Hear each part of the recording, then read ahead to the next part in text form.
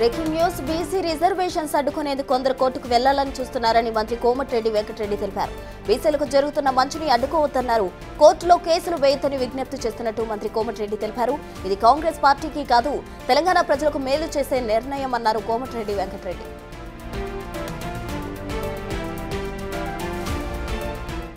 బీసీలందరూ కూడా మీ అందరికీ చెప్తున్నాం ఒక మాట, కాంగ్రెస్ పార్టీకి వాళ్ళు దళితులు ముఖ్యమంత్రి చేస్తా అని చెప్పి 1,00,000 సార్లు 10 లక్షల సార్లు అని మాట తప్పింది తప్ప చేయలే. మేము ఒక మాట అన్నాం, మాట నిలుపుకున్నాం. మీరు కూడా తప్పకుండా మీ సంక్షేమానికి సంబంధించి బడ్జెట్లో కూడా నిధులు బీసీలకు సంబంధించి అదే స్థాయిలో వచ్చే విధంగా నా వంతు సీనియర్ మినిస్టర్గా కృషి చేస్తామని మరొకసారి ఈ ఎన్నికలు జరగబోతున్న సందర్భంలో కొన్ని పార్టీల వాళ్ళు ఏంటంటే తెలియకుండా వేరే వాళ్ళ పేరు మీద కోర్టులో కేసులు వేసిస్తున్నారు. దయచేసి మీకు విజ్ఞప్తి చేస్తున్నాం, మీరు ఎవరు కూడా మళ్ళా కోర్టులో వేపించే ప్రయత్నాలు చేసి దీన్ని ఆపే ప్రయత్నం చేయొద్దని మీకు చేతికి నమస్కరిస్తున్నాను. మీరందరూ కూడా కొందరు ప్రయత్నం చేస్తున్నట్టు మా దృష్టికి వచ్చింది.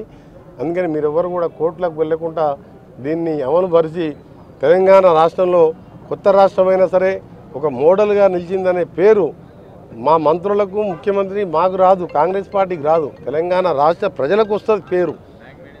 దేశమంతా కూడా మన దిక్కు చూస్తున్నది.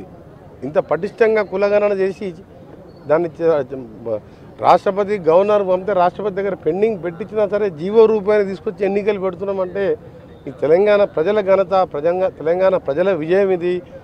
అందుకని మీరందరూ కూడా సహకరించాలని అన్ని పార్టీల వారికి విజ్ఞప్తి చేస్తున్నారు.